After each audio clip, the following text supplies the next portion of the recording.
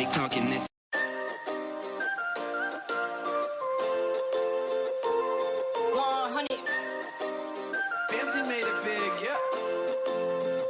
Yeah, they talking this and that, but it's easy calling that bluff. They want that gimme, gimme, gimme, but this isn't ABBA. I show up looking dapper, my mama's favorite rapper. She taught me never let a moment pass you, so I just run away, and I never look back.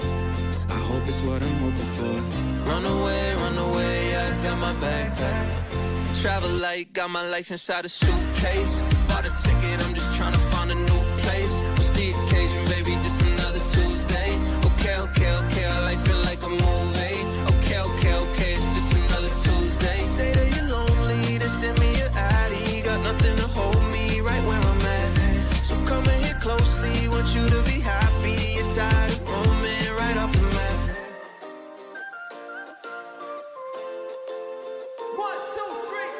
She said I'm overzealous, she said I'm all but jealous. I probably would've said the same thing looking back. She said I'm out my melon, I never learned my lesson. I probably would've said the same thing looking back. Day one, yeah, you been my day one. When they hit me for the sauce, I gave them all that A1. Fake love, yeah, they give me fake love. You the only one I wanted with me on my way up. Can we just run away, and I never look back. I hope it's what I'm hoping for. Run away, I got my backpack. Travel light, got my life inside a suitcase. Bought a ticket, I'm just trying to find a new place. What's the occasion, baby? Just another Tuesday. Okay, our life feel like a movie. Okay, it's just another Tuesday. Say that you're lonely, then send me your ID. Got nothing to hold me right where I'm at. So come in here closely, want you to be happy. You're tired of roaming right off the map. Always so abrupt. Hello, everybody. Welcome to the Reload Show. We are live, and today's episode, Sean, help me out. Is it 47, 48? We are 49? on 49 today, sir, I believe. Wow. 49. 3 away. It's coming up on a year, man. It's Exciting, crazy. man. Exciting. Oh, my goodness. Well, I am your host, Candido Diaz, alongside the great Sean Richard. How are you today, bud? I'm great, right? No, I'm doing well, man. It's been a busy week. It's only Tuesday. Yeah. It's already been a busy week. It's been some good stuff going on. I've been excited for today. And I'm looking forward to our topic today. It's something that I've put a lot of focus on in my business, and I'm excited to share it with everybody. Perfect. Well, you know what? Why don't we start like we do every single week with our wins and losses? Sean, you want to kick it off for us? Yeah, man.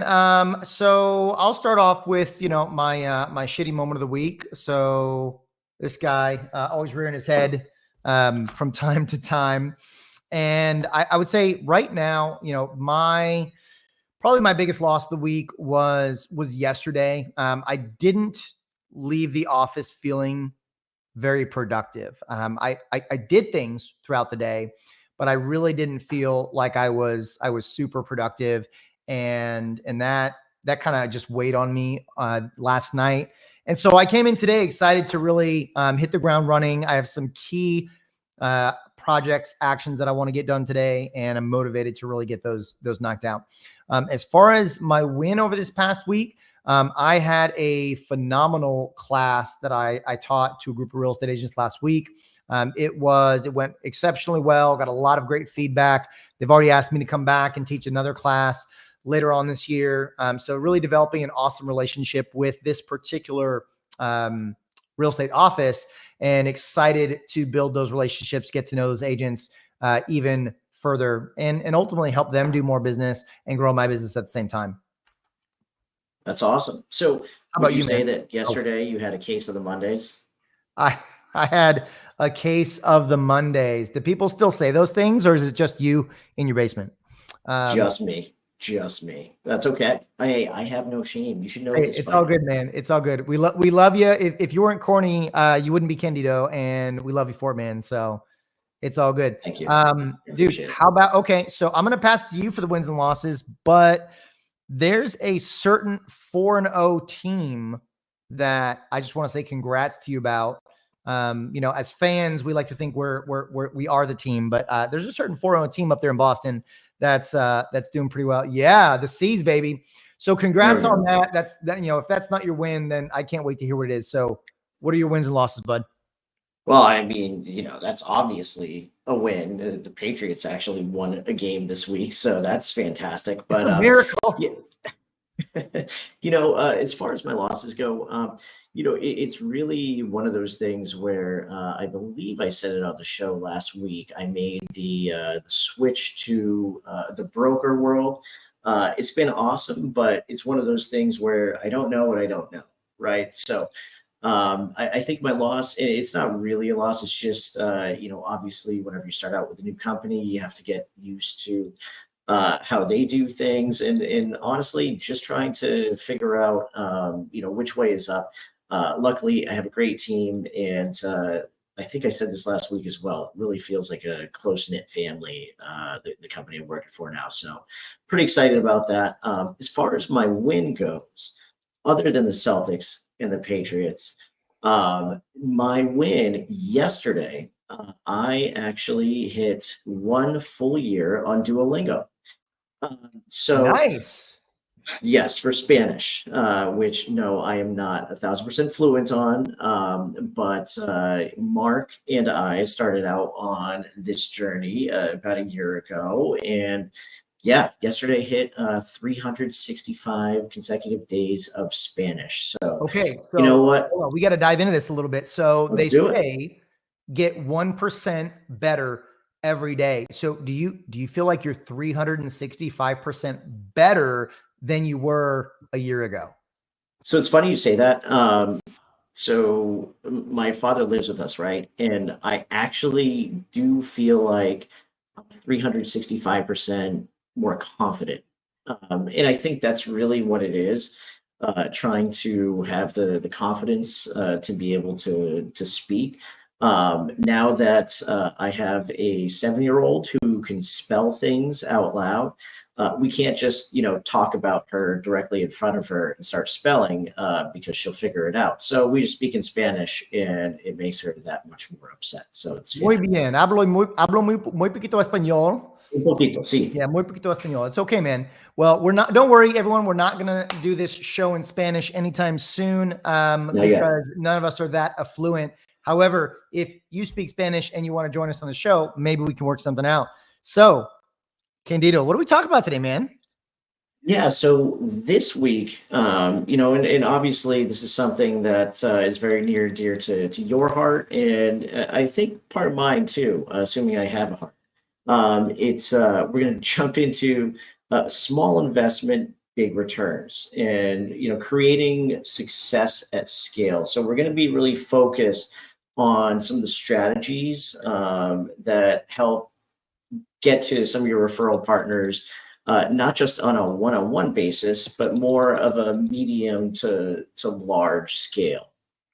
Well, and Candido, so this is a shift. And for all of you tuning in, whether you're watching the replay or checking us out live, first of all, thank you guys. Thank you so much for joining us. We're thrilled that you're here. We appreciate that you support us. And we really hope that we are bringing more in value than we take in payment. And so when it comes to this concept of small investment, big return, really focusing on scale, this is a shift that I've been in the process of making for several months now. And it really, for me, has been a result of the market that we're in. I've had a relatively successful year compared to last year. Last year was a horrendous year for me.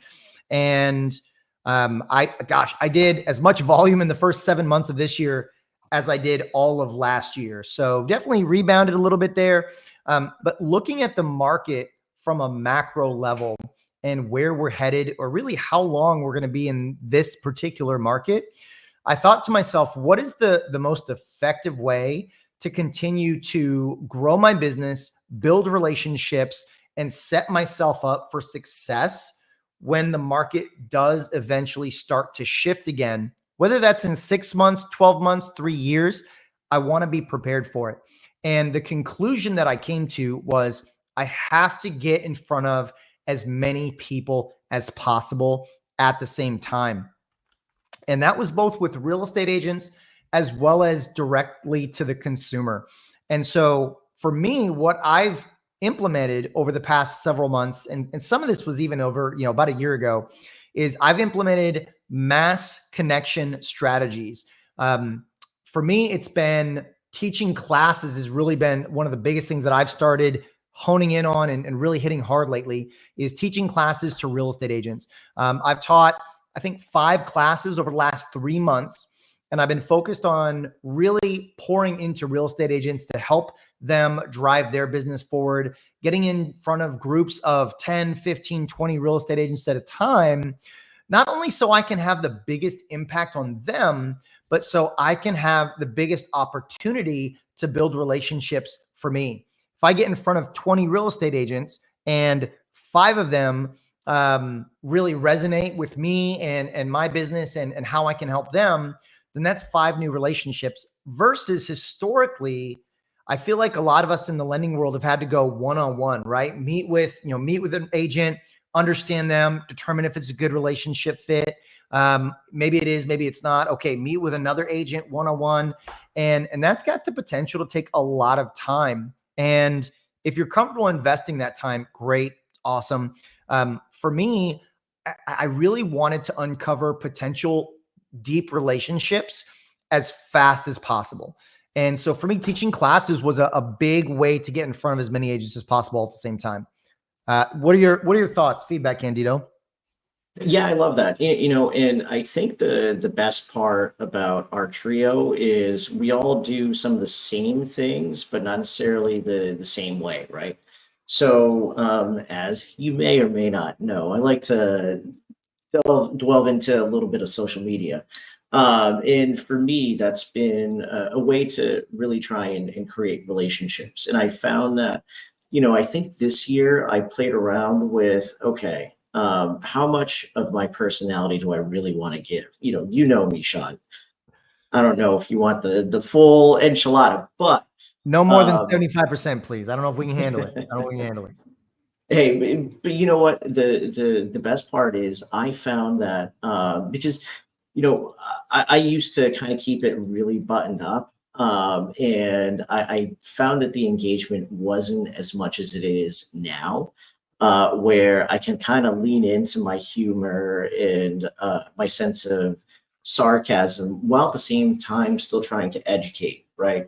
And the best part is the person that you see online is the same one, maybe a little shorter than you expected, but the same one that you get in person. And, that's the coolest part is being able to go up to people and they say, hey, I watched your video. I'm like, well, you could have commented or liked, but it is pretty neat. Some of the other things I would say is, and I was telling you and Mark this, at the beginning of this year, I really wanted to focus on just being a part of more groups, more networking groups. I've been a part of BNI, a part of my local NAREP chapter, been part of the chamber for a number of years. And, for me, it's fantastic being a part of these organizations, but obviously it also helps me build my network. And with that, I would also say,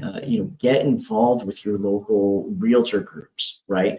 Because it's local associations. Exactly. And it's awesome being able to, meet with a realtor one-on-one. But if you're able to meet with a room full of realtors, like you were kind of alluding to with teaching classes, it's you're really helping yourself and expanding your network. Well, and what I love about getting in front of a larger group of people at the same time is those who resonate with you will raise their hand and be like, hey, I like what you've got going on. Like, let's talk more about this. And that's huge. I feel like historically we've always tried to like bludgeon ourselves into relationships, and that doesn't always work. And so giving others the opportunity to raise their hand and say, hey, I love what you're about. I love what you're doing. Let's talk more. One of the other strategies that I'm in the process of developing, and I really hope to launch it this year, but worst case scenario, I want to kick off 2025 with this, is homebuyer webinars. A long time ago, I tried to do some in-person homebuyer classes. The turnout was meh. It was okay. 5, 6, 7, 8 people at the most. I didn't have any major success on the turnout. And in this market, I think homebuyer webinars have the ability to be a smash success, especially if we do them with consistency. So my personal goal is I'm in the process of developing a presentation for homebuyer webinars that I can teach consistently every single month. Pick a day of the month. Hey, on the 3rd Wednesday of every month from 6 to 7, I'm going to be teaching this homebuyer webinar. And whether I've got one person on it, whether I've got 50 people on it, I'm going to have the webinar because it's reps, right? We won't get, I won't get better at it if I'm not doing it more often. So I need the reps. There's a quote that I absolutely love. You've probably heard me say it before. Amateurs practice until they get it right. Professionals practice until they can't get it wrong. And so the reps are invaluable. So putting together a presentation to do homebuyer webinars, if you're a real estate agent tuning in, absolutely something that you can do to get in front of a lot more people. Heck, you can do a homebuyer webinar and you can do a home seller webinar. So you can double up and really get in front of a large quantity of buyers and sellers at the same time for direct consumer lead generation. And the beauty of webinars is they're hyper cost effective, right? You're not having to pay for food. You're not having to pay for a venue.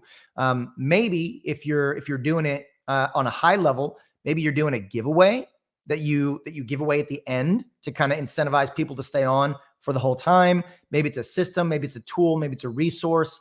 So very, very little investment. And that's why our show today is called Small Investment, Big Returns to Create Success at Scale, because we really wanted to talk about ways that we can have minimal investment in money and in some cases time, right? A once a month webinar takes you an hour, maybe an hour and a half if you're sticking around for Q&A afterwards, which I recommend. And you have the potential to get in front of a significant amount of people. And then the consistency of doing it every month, regardless of how many people are on there, gives you're building momentum. And then guess what? If you happen to hop on and you go through your presentation, there's only one person on, make sure that you're recording it and then go chop it up into social media content. So everything that we do, we can leverage we can repurpose in multiple ways. And so the fact that if you do one and you have low attendance, that's okay. That's not a problem. So homebuyer webinars, and for agents, home seller webinars, I think another phenomenal way to get in front of a massive group of people all at the same time, because then you get to also leverage social media to market the homebuyer webinar, to market it post-webinar, pre-webinar, snippets of content. Like it's almost endless. Yeah, and to kind of harp on the point is don't get discouraged. Don't get discouraged if you do have like a small number of people that show up, right?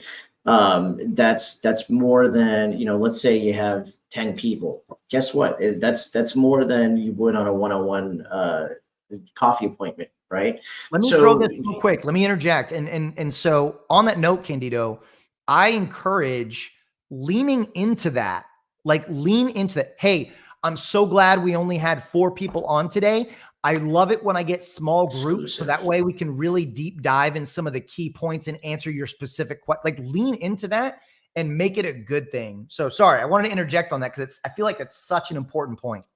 No, of course. You want to make somebody feel like they're important, right? Thank you for joining my exclusive VIP, webinar.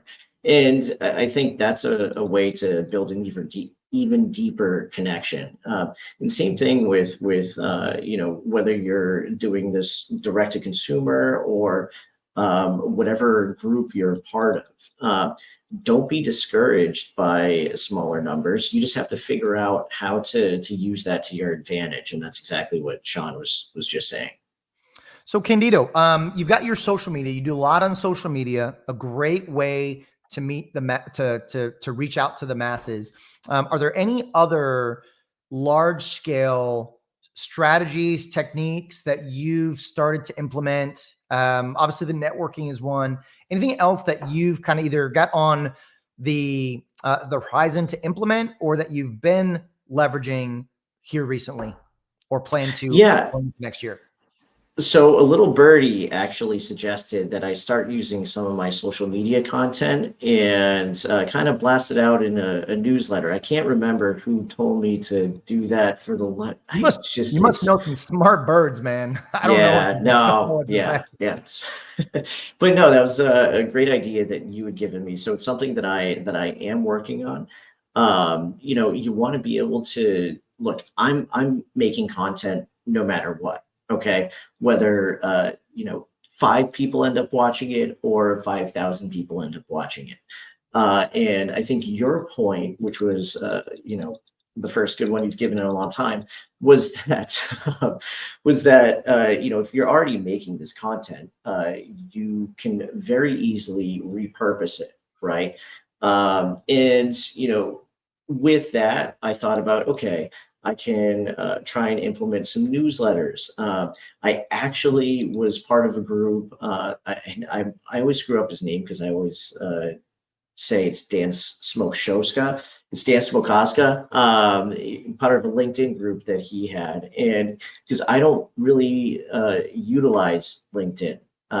So I was like, okay, how can I get better? And I find that I posted a few videos. They're doing better than all the other, social media accounts I have combined. I'm like, that's because not a lot of people do videos on LinkedIn. Probably. No, they don't. You got a higher concentration of people that are seeing it because the algorithm on LinkedIn is like, wait a second, a video? We got to show people it.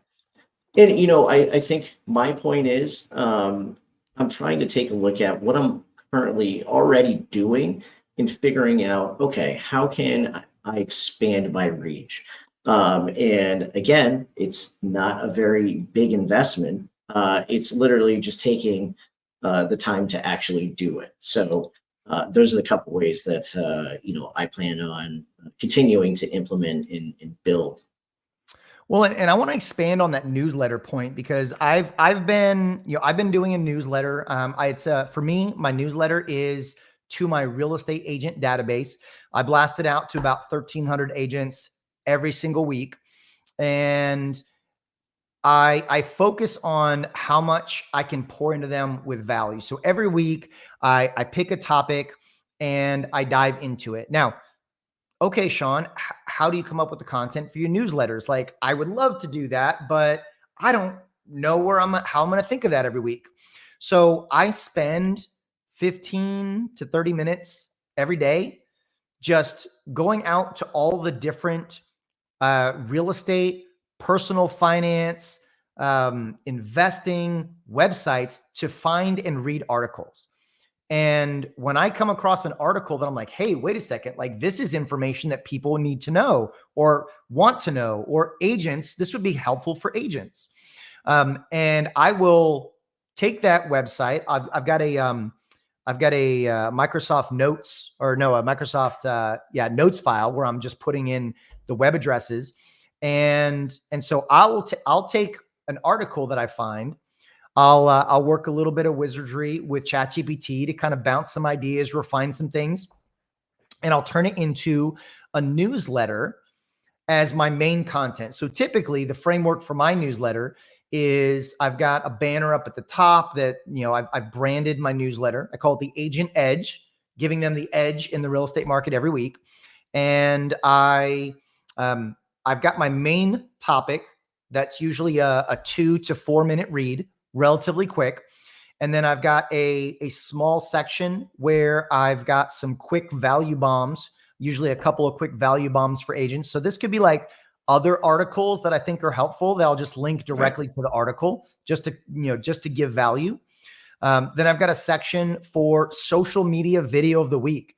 And so I'll take a video that I've created and yep, exactly what I'm telling you to do, Candido. Oh, I thought you were going to just post a video of me. Yeah. I mean, I send them directly to your feed, but I'll take a social video that I've done and I'll link to that to drive people from the newsletter to my social media. It's funny. Everything needs to work together. Like I want to drive people from offline to online. And then I want to drive people from online to offline. I want it just one big ecosystem and I'm everywhere for people, but I drive people to my social media with a social media video of the week. I've got a section for rates to let agents know what's going on with the rates this week. And then I've got calls to action. I'm like, hey, when you're ready, here are 3 ways that I can help you out. And then I've got, hey, let's schedule a call to learn how we can collaborate. I've got join my my private Facebook group for top producing modern real estate agents.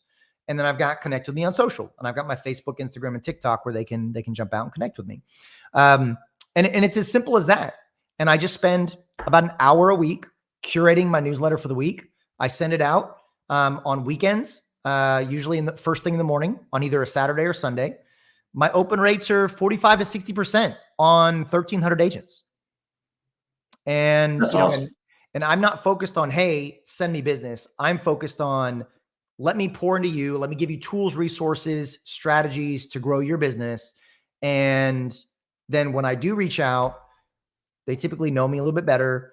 They're, for those who are reading it, they're appreciative of the information that I'm giving. And it helps me get my foot in the door a little bit to build that relationship. So I absolutely love that. That's fantastic. And you actually reminded me of a little tidbit that I wanted to share. So one of the content series that I have is Real Reels of Real Estate, right? And usually it's something funny that I've come across or whatever that happens in the real estate process.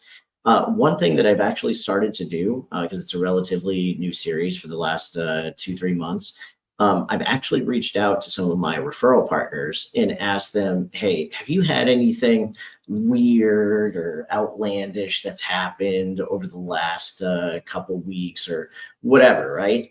It's kind of a good conversation starter. And, if they tend to ask, well, why do you ask? Well, learning about what kind of issues they might be dealing with or what's kind of popped up, and B, I can put my own spin on it and try and help me come up with content, right? So it's kind of a win-win for me, but that just popped in my head after you had said something. So yeah, man. See, you can do a newsletter and send those real reels of real estate out there. And I mean, I think that would be a huge hit and a way to drive more people to your social profiles. Candido, man, I love this. So everybody tuning in, like finding the ways that work for you to get in front of larger audiences at once. That way you can be more strategic with your time. Hey, I had 20 home buyers on my webinar and 5 of them raised their hand and were like, yes, let's schedule a call. We're ready to go. But now you've got the other 15 that you continue to drip on and provide value and nurture until they're ready to go as well. And so same thing with real estate agents, lenders to real estate agents to consumers. Find a way to get in front of larger audiences, whether it's a newsletter, whether it's webinars, whether it's social media, whether it's networking, and make sure that your strategies are woven into each other and supporting each other. And I think you're going to find a lot more success going forward in the current market. And I think in future markets as well. Plus it's a brand building. It's very much brand building. So I love that as well. More people know who you are. Candido, that's our show for today, man. So thank you all for tuning in. We really appreciate it. Candido, man, it's always good to do these. If you're wondering, probably should have touched on this at first, but if you're wondering where the illustrious Mark Sullivan is, Mark had a family emergency pop up kind of at the last minute. We wish him well and hope everything is good in his world. But he should be back with us next week for episode 50. Big 50 of the There's not much going on. Not much going on next Tuesday at all. So it should be an interesting show. It should be a good show. It should be a good one. All right. Well, thanks so much for joining us. I'm Sean Richard with Candido Diaz. Y'all have an amazing rest of your week. Later, everybody.